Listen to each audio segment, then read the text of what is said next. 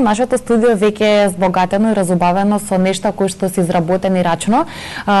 Треба нормално и тогаш кога сте креативни да го знаете начинот или техниката за да го изработите она што сакате. Во секој случај ова е накит изработен од полимерна глина и епоксидна смола. Малку повеќе за процесот на изработка и за идеите ќе разговараме во продолжение со девојката која што го изработува овој накит. Сања, интересни ни се на нас, сакаме секој да го видиме. Да, креативноста пред се дека се гледа и е на виделина, не е само идејата важна, секако идеи имаме сите, но битна е креативноста, упорноста и љубовта во секој ова посебно парче кое што е создадено и има многу позитивна енергија и многу се гледа во самата изработка и начинот како тоа изгледа и како овде кај нас во студиото навистина извонредно, јас немам зборови. Верувам дека и вие ќе се согласите со тоа кога ќе имате можност одблиску да ги видите сите овие прекрасни, уникатни пред се накит парчиња кои што верувам дека секоја девојка сака да ги има во својот дом како нешто што ќе ја краси и ќе ја прави да биде поразлично од сите останати. А за сето ова е задолжена и пред се виновна една прекрасна девојка која што е дел од нашата емисија и тоа го создава со многу љубов и многу внимание и велиме добар ден на Маријата Ировска. Здраво, значи ви благодарам пред се за убавите зборови. Многу ми е мило значи што така го представивте накитот, значи тоа им беше поентата кога го правев, значи да пренесува позитивна енергија. Баш ме мило ако така го примевте. Ние така го доживеавме во студиото. Така изгледа, навистина се гледа дека секоја парче од поголемите и помалите си било направено со посебно внимание, но тука си материјалите, тука си идеите да почнеме од тоа и како ти влезе во целата оваа приказна. Значи, знаеше дека поседуваш талент за нешто вакво? Да, значи приказната започна уште кога бев во основно училиште, значи првиот ликовен конкурс кај се учествував и од тогаш значи се до денеска, значи постојано на некој начин ми се провлекуваше значи желбата за да направам нешто креативно, да створам и сега моментот значи кога се запознав со полимерната глина со фимото, сватев дека јас тоа ќе го работам.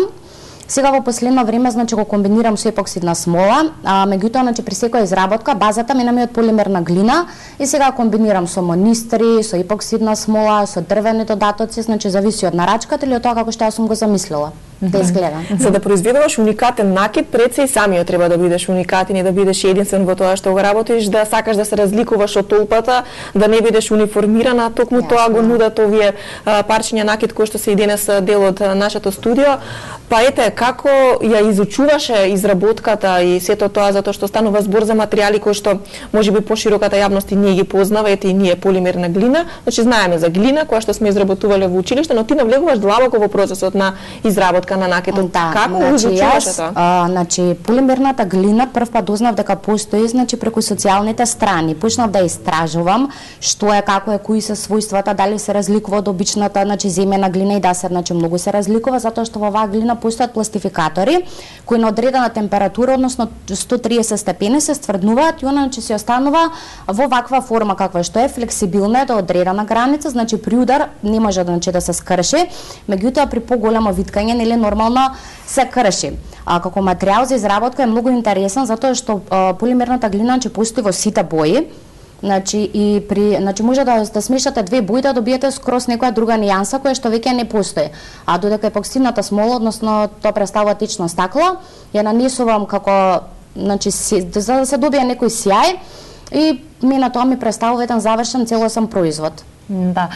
Дали тоа значи дека се ова што гледаме шарено не е од после фарбано или боено, значи самиот материјал е таков или е добиен со мешање на нијансите и на боите? Повеќе бои. Да, дали е самиот материјал тежок за да се направат сите овие форми? Некаде гледаме и поголеми детали, црти на лице кои што се сепак со мали димензии и така натаму. Каков што користиш, каков алат за тоа да биде толку прецизно и интересно и убаво? Во прво време импровизирав со алатот, што се могеше по дома и што може да заврши работа со тоа, меѓутоа нели сега со тек на времето си го набавив цел потребен алат за деталите, значи за некои помали работи кои што треба да се прават, ама во принцип полимерната глина е многу лесен материјал за работа, лесно се обликува, дури има и посебна линија за деца, се вика Fimo Kids, на растеглива и буквално процесот на изработка мојот е што претходно значи седнувам, цртам, правам скици, тоа ми одзема најголем дел од времето, цртањето, а после овој дел значи попрактичниот мене ми е полесен. Да. Значи секој од овие парчиња на некој начин претходно е ставен на хартија, така? Да. Самата форма, сите детали, бои и така натаму. Тоа е мојот начин.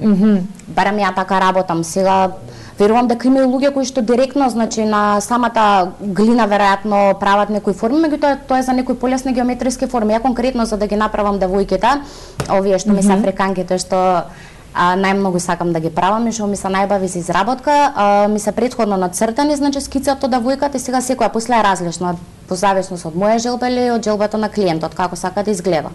Да. Ние секако дека ќе подариме и на нашите гледачи кои што не следат денес во Македонија денес и со разговорот со МаријатаИровска, верувам дека доста интересно и за вас и многумина од вас сакаат да добијат едно вакво парче. Ние ќе поделиме денес во рамки на Македонија денес две гледачки, односно или гледачи кои секако сака да биде дел од оваа емисија и да има дел од ова издание на МаријатаИровска во својата домашна колекција. Телефонските линии се отворени, па повелете, добите го своето модно парче.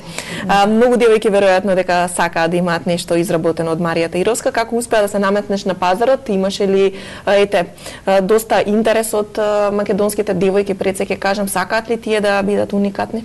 Значи секој правило постојат исклучоци. Мојот накид, како што гледате, е масивен, значи по-нестандарден за разлика од тоа што се нуди на пазарот. Пред да го пласирам бев многу скептична, нели секој се тргнува од себе, ја така тргнав од себе, значи јас се направив накид кој што ја сакам првенствено да го носам.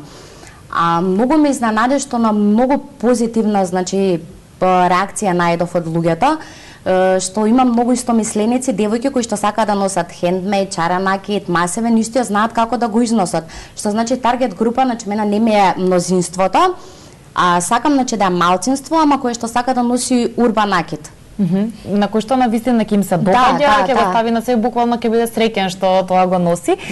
Мене ме интересира, бидејќи ти ги спомена девојките, да ги има во голема мера и на она што е тука во студиото, што најмногу ти инспирира? Ги гледаме и девојките, гледаме и доста и некои животни, и еве некои како згради, градби и така натаму, меѓутоа еве конкретно за девојките, од каде инспирацијата? Од книга, прочитана книга Белата Масаи. Поодамна имам прочитано и од тогаш толкава импресија ми имаат оставено, значи племето Масаи, особено африканските жени, што јас прво решив првенствено за мене да си направам едно ланче, цела таа моја љубов, значи кон тоа племе, историја, култура и традиција да си отолотворам во накид.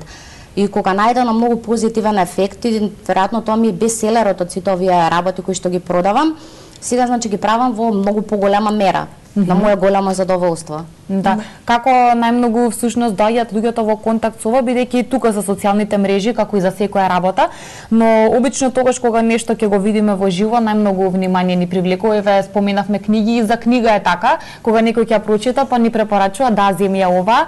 Прашањето ми е колку всушност кога ќе ги видат на тебе или на некој кој што веќе си ги набавил, тогаш добиваат вистинска инспирација, па и тие да си нарачат и да земат. Да, тоа е најбавата реакција, затоа што луѓето се многу скептични кога нештото го гледаат на слика или на интернет, нели нормално сака секој да го опипа, да го види како изгледа, да го проба на себе пред да го купи.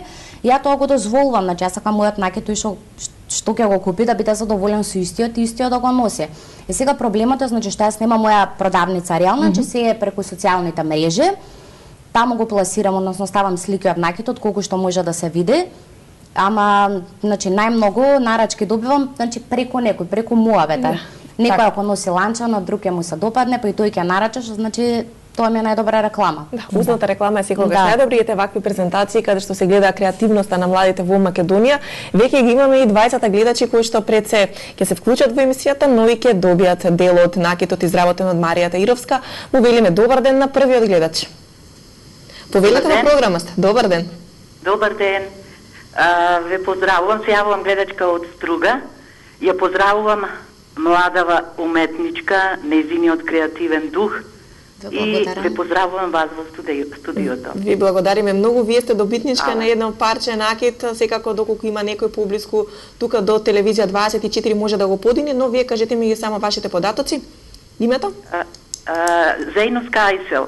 Ајсел. Да. Ајсел, ви благодариме, ве очекуваме по завршувањето на емисијата.